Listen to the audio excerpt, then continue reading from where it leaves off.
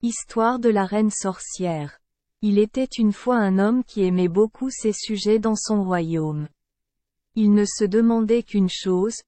Chaque nuit la reine se plaignait d'être fatiguée, mais pendant la journée elle était toujours en bonne santé. Un jour, selon la coutume, le roi demanda à la reine de le laisser lui rendre visite, mais elle lui répondit qu'elle était malade. Le roi voulait découvrir la vérité sur l'état de santé de la reine. Un matin, le roi retourna furtivement au palais de la reine et se cacha devant la porte. Le roi vit la reine quitter tranquillement le palais avec le cheval blanc. Le roi suivit alors la reine. Elle arriva dans un champ et s'arrêta devant une grosse pierre. Elle marmonna l'incantation. La pierre s'ouvrit aussitôt. La reine descendit et disparut dans le sol. Le roi suivait toujours secrètement la reine. Soudain, ils arrivèrent à un palais magnifique et luxueux. La reine entra dans la première salle, où l'attendait un homme noir. Voyant la reine arriver, l'homme noir la serra dans ses bras. Ils s'embrassèrent passionnément. Au matin la reine retourna au palais.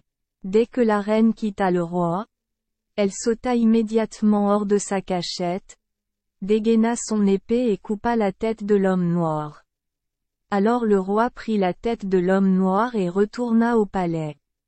Le roi mit la tête de l'homme noir sur une assiette et le lendemain matin la porta au palais de la reine. Lorsque la reine vit la tête de son amant, elle sortit une épingle et la piqua sur le roi et dit : « Transforme-toi en chien. » Immédiatement, le roi se transforma en chien. La reine ordonna aux gardes de jeter le chien dans la rue. Jour après jour, le chien errait partout sans trouver quoi que ce soit à manger. Les passants avaient pitié de lui et lui jetaient des miettes. Mais le chien, qui était autrefois le roi, avait l'habitude de manger de la nourriture propre dans une assiette. Il ne pouvait donc pas manger ses miettes, même s'il avait très faim et était fatigué. Ce soir-là, il se rendit au magasin du vendeur de riz et de farine. Alors que le fils du commerçant avait quelque chose à faire dans la rue, il aperçut un pauvre chien affamé. Il eut pitié d'une tranche de pain et la mit dans la gueule du chien. Il mangeait et était très attaché au garçon. Il a donc ramené le chien à la maison et en a pris soin. Un jour, le commerçant a demandé à son fils : « Alors, où est tout l'argent que tu as gagné au magasin ? Où avez-vous acheté toute la nourriture pour le chien ? C'est tellement stupide au-delà des mots. Tu ferais mieux de te débarrasser du chien et d'utiliser l'argent pour quelque chose d'utile. » Lorsque le chien entendit les réprimandes du commerçant, il sauta immédiatement de son siège, se dirigea vers le tiroir et le sortit avec sa patte. Le propriétaire du magasin a été extrêmement surpris de voir une boîte pleine d'argent dans le tiroir. Il comprit qu'il s'agissait des pièces de monnaie de son fils et le chien continua à vivre dans la maison du commerçant et de son fils. Le propriétaire du magasin a également une fille. Un jour, la jeune fille rentra de l'école avec un journal annonçant la disparition du roi. Personne ne sait où se trouve le roi actuellement. Et le propriétaire du magasin et ses enfants n'arrêtaient pas de s'interroger sur ce chien intelligent qui voulait toujours manger propre. Soudain, un jour, la fille a crié : « Je sais. ! » Ce chien n'est autre que le roi. Lavons-le et relâchons-le au palais. Ensuite, la jeune fille a préparé de l'eau tiède et du savon parfumé pour laver le chien. Quand elle eut fini de se baigner, le chien se tenait devant elle, l'air reconnaissant, puis il l'embrassa. Le chien revint au palais avec une haine éternelle envers la reine. La reine savait tout ce qui arrivait au roi. Elle a pris une sorte d'herbe spéciale et l'a brûlée. La fumée des herbes et des arbres flottait au gré du vent autour du visage du roi. En un clin d'œil, la fumée fit oublier au roi que la reine était son ennemie. Le cœur du roi palpita à nouveau en pensant à la reine.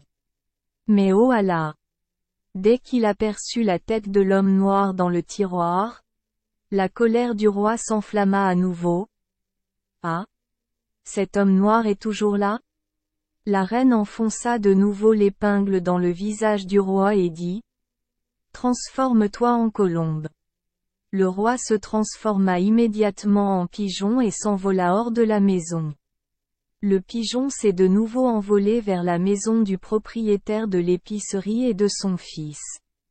Heureusement, lorsque le pigeon est arrivé, la fille du propriétaire du magasin lavait du linge. Le pigeon a immédiatement sauté dans la bassine d'eau tiède savonneuse. Immédiatement, il redevint roi. La jeune fille donna immédiatement une épingle au roi et dit: Collez cette épingle dans la reine et transformez-la en ce que le roi veut. Le roi remercia la jeune fille et retourna au palais. Le roi se rendit directement dans la chambre de la reine, la poussa avec une épingle et lui dit: Transforme-toi en âne. La reine se transforma aussitôt en âne. Le roi ordonna aux soldats de le conduire dans l'écurie.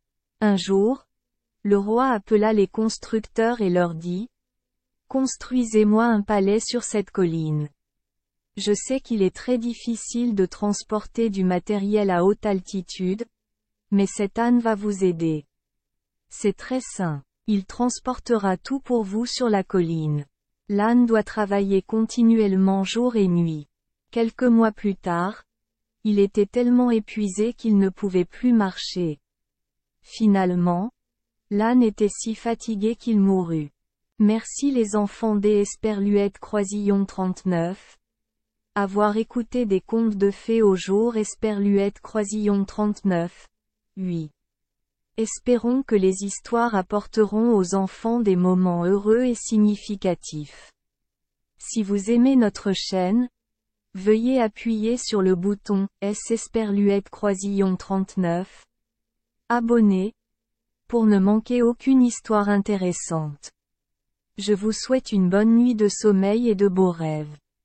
Rendez-vous dans la prochaine histoire.